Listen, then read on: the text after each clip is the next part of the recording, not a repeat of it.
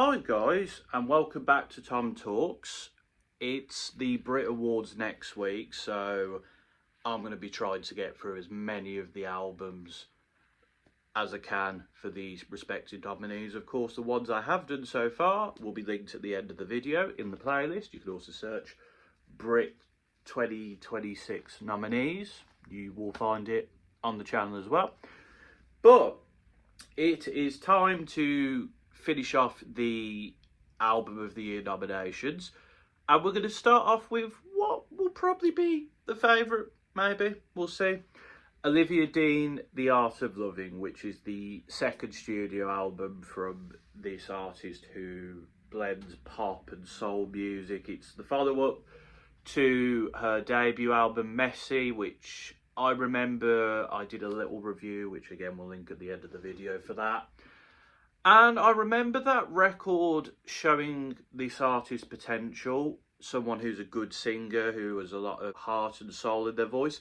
But I just felt like instrumentally, there wasn't much doing it for me. There was good songs on there, like Dive and The Hardest Part. But I just felt overall, instrumentally, the record was lacking depth and quality and intrigue. But this record has really shot Olivia to stardom. I mean, it's been #1 in the UK 7 weeks now at this point. She's had huge songs off it, like Man I Need, Nice to Each Other, So Easy. She's got to the top 5 in the US, just won, of course, a Grammy for Best New Artist. She's really killing it. This album's also been #1 in countless other countries. She's took over. She really has. And yeah, I've got to say, Olivia Dean does a very good job on this record. She takes on some of, well, she obviously didn't watch that video, but she's took on some of, I guess, the critiques I had and made her sound much more intriguing to the ear and blending a variety of sounds. There's a bit more of a pop appeal on this record, and it's really worked out for her. And, you know, she's worked with quite a few people here. There is Matt Hales, who has worked with a lot of Leanne LaHavis's previous work, an artist as well, who I think maybe not necessarily the pop side, but has kind of similar appeal, although I personally prefer Leanne LaHavis. Olivia Dean is still very good, though. And then there's also Amy Allen on here, Leon Michaels, who's worked with Mark Ronson, Caddy Uchis and Clairo, Homer Steinweiss, who worked on Back to Black with Mark Ronson, Tobias Jesser Jr.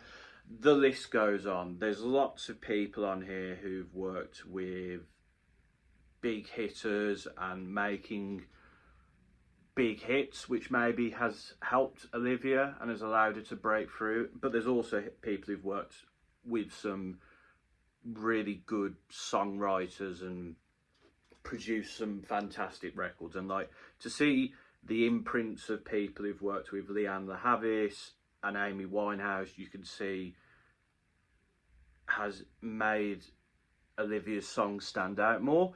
But they've also got that pop appeal from the people who've worked with, like, Sabrina Carpenter or One Direction, you know, knowing how to fine tune to a mainstream audience whilst making your record sound big and important. But what do I think? Let's get into it. After a very nice, tranquil piano ballad intro where she kind of introduces the themes of the record, which is being taught lessons by love.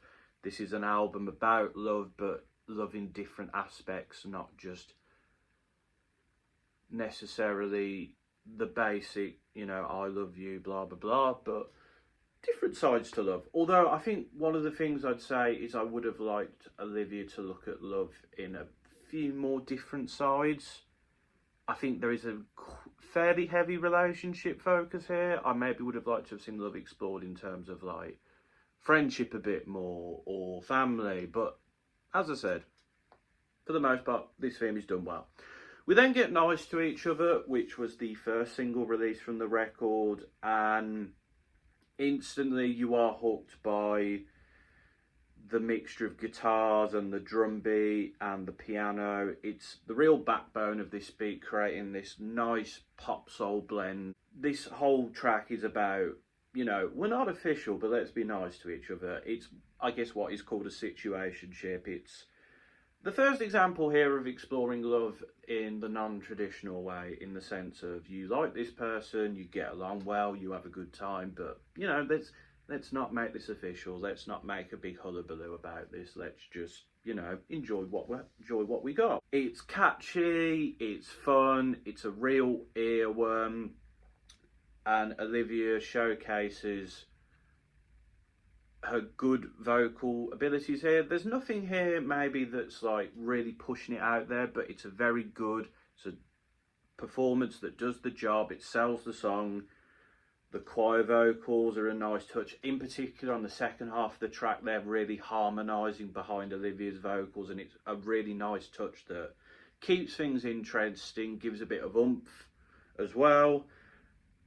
Musicality and vocally on the chorus, great stuff as well. The wavy synths, and yeah, it's a really nice calming performance, and the from the piano at the end closes the track out very nicely.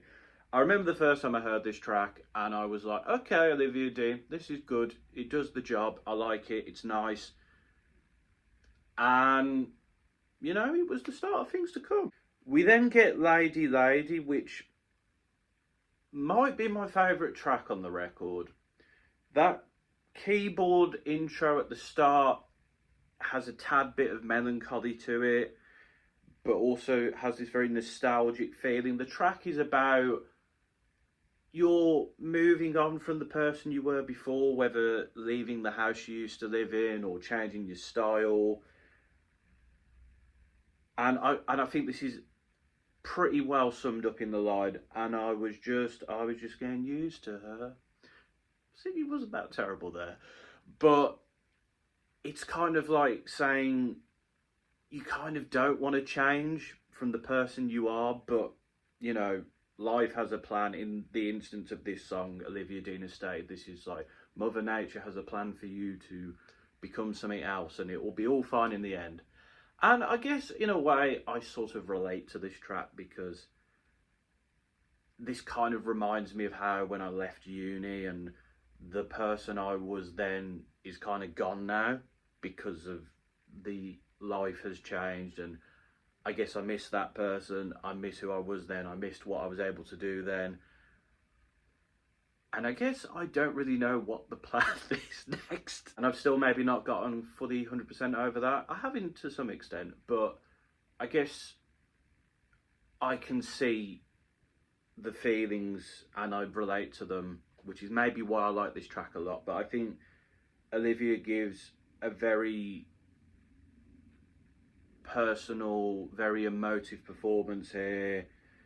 The percussion and the brass here, and as I said, the keyboard intro and the synths, they're all used to sort of accommodate and oomph and create a sense of atmosphere to the track. There's a bit towards the end where the saxophone is used really nicely, and you know me, I love a saxophone, and you can hear Olivia harmonising in the background with like the primary vocals, and it's a really good track. It's hits, it's relatable, but also Olivia gives a good performance that has you gripped, and the musicality and the sound of this track is really, it's important, it's big.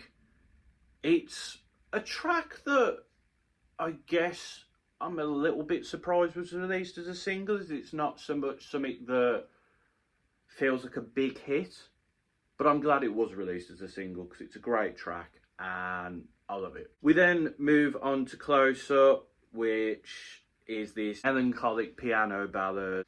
She feels a way about this person, but is not sure if this person feels the same. And when she gets close up, she realises that, yeah, this isn't going to happen. That there's not a shared intimacy and love there. There's definitely one person who's feeling more than the other, and I guess it gets her down, and that's perfectly understandable.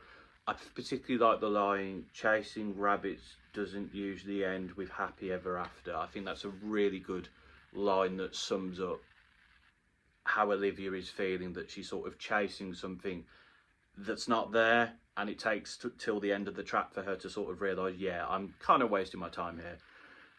The strings on this are used very nicely, and it's a nice sort of poppy ballady sound. It's a very direct and emotive performance to sort of highlight again this sort of the passion she has in this instance, but maybe not necessarily the other person. At the end, where, as I said, she realises what is coming, the piano and the ba ba ba ba ba ba ba, it really sells acceptance of the situation very well.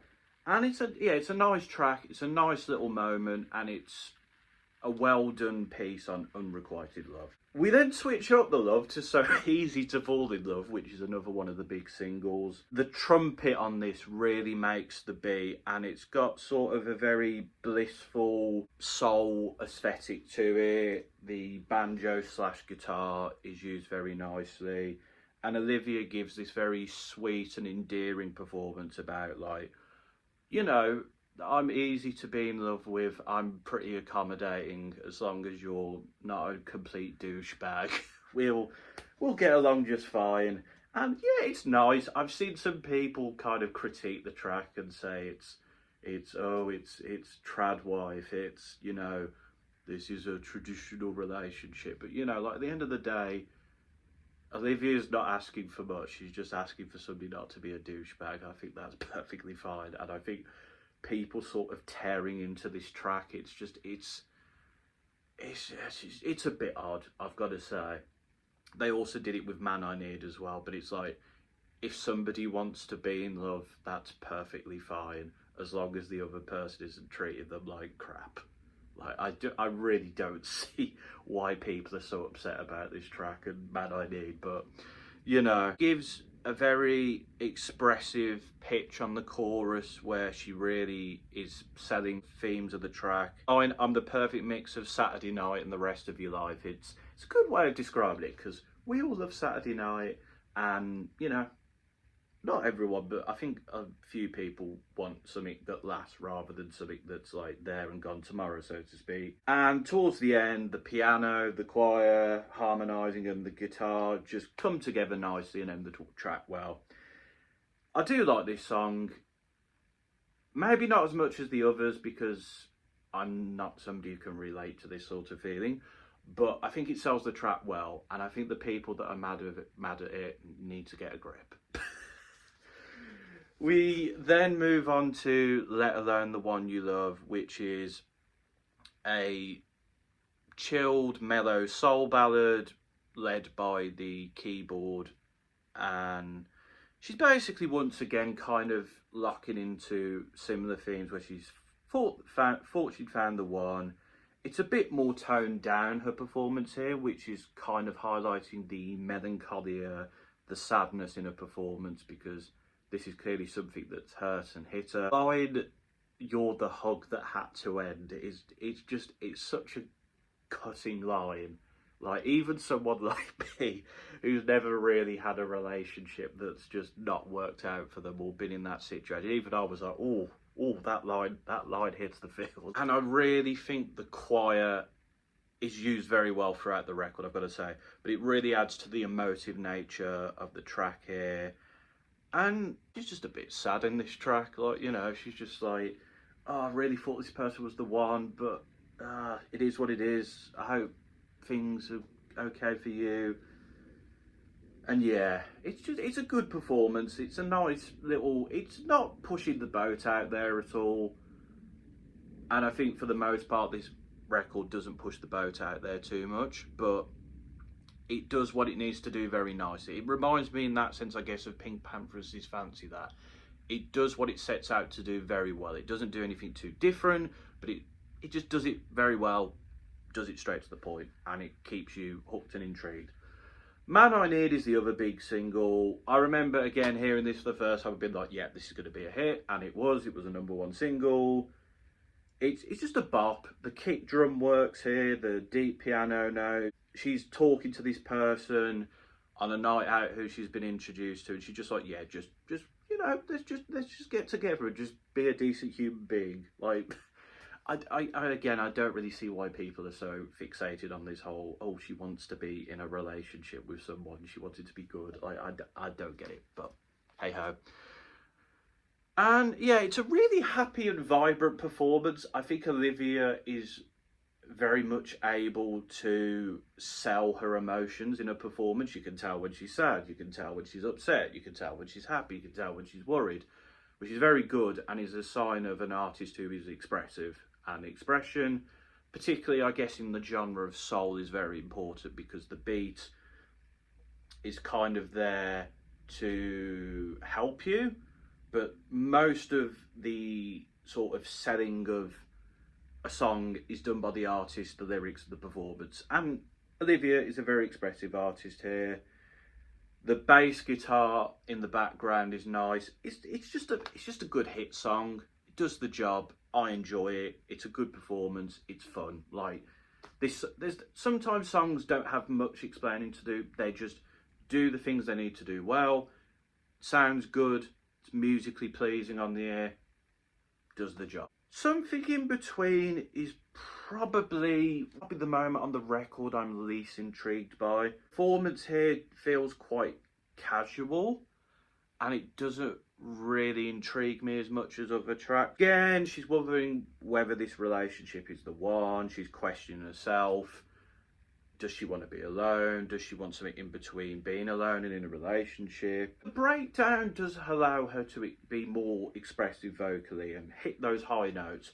But I just feel like this track does cover old ground and maybe isn't as intriguing musically, and performance-wise for the most part doesn't grip me. It's still a decent track. It still doesn't detract from the album as a whole too much. It's just a moment on here where I'm like, okay, maybe you could have done a few more things here just to improve it a bit. Make it a little bit longer, give it a bit more depth, but that is something in between. We then get Loud, which is a guitar ballad. And you know what? Guitar ballads are quite simplistic musically, but sometimes it's nice to have a little bit of change of pace, have a bit of a very straight to the point musical instrumental, and just allow the artist to do her thing.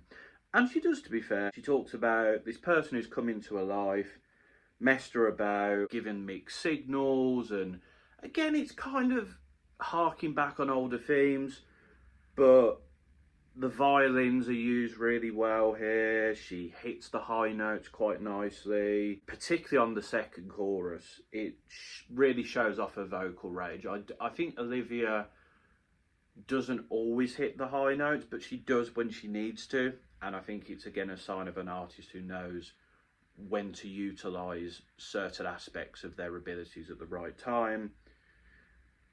It's maybe not a track that sort of blows me away, but it does what it sets out to do, and it does it quite well. Baby Steps is another track I really like, and is something that I think, given the chart rules where it's 3 songs are allowed per artist when they're the lead in the top 100 in the UK. Of course, I know it's different in like the US, for example. But Baby Steps, I think, would have been a hit. The deep piano notes and the lightly strung guitar bring the atmosphere to this beat, as does the percussion and the harmonising. She's kind of, again, this person has made her better, but they're no longer there, and she's taking baby steps back into the world and to the next stage of her life. The bit on the chorus where it's like, ba baby steps. I really like that. It's very simple, but it's gripping, it's good on the ears, and it carries you through. And it also, again, shows emotionally where this artist is at.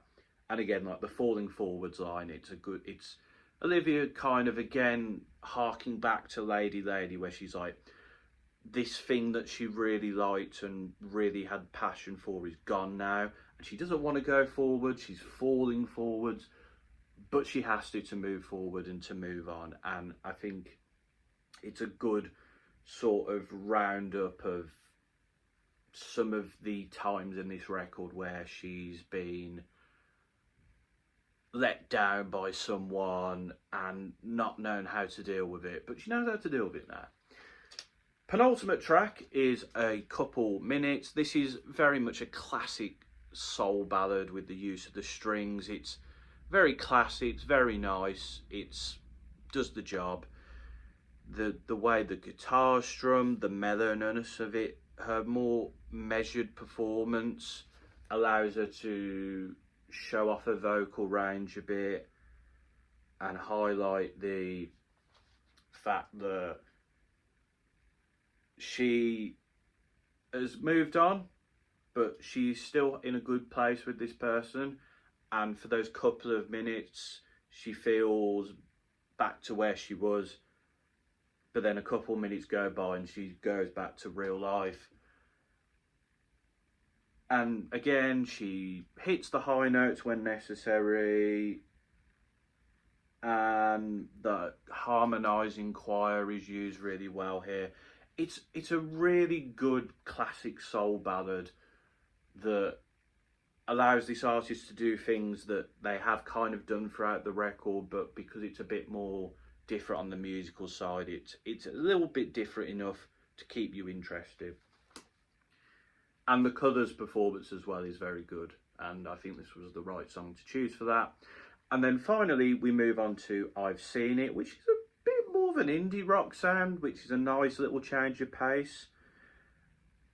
And it's very poetically delivered. It's kind of, Olivia is sort of reflecting on some of the stuff she's talked about, but says how she sees the various loves in the world, whether it's relationship love or family love or friend love, and all these different types of loves, or she sees it in a film or she hears it in a song, and kind of reflecting on love as a concept, and like how even if it's not something she has in that moment in time, she sees it in the world.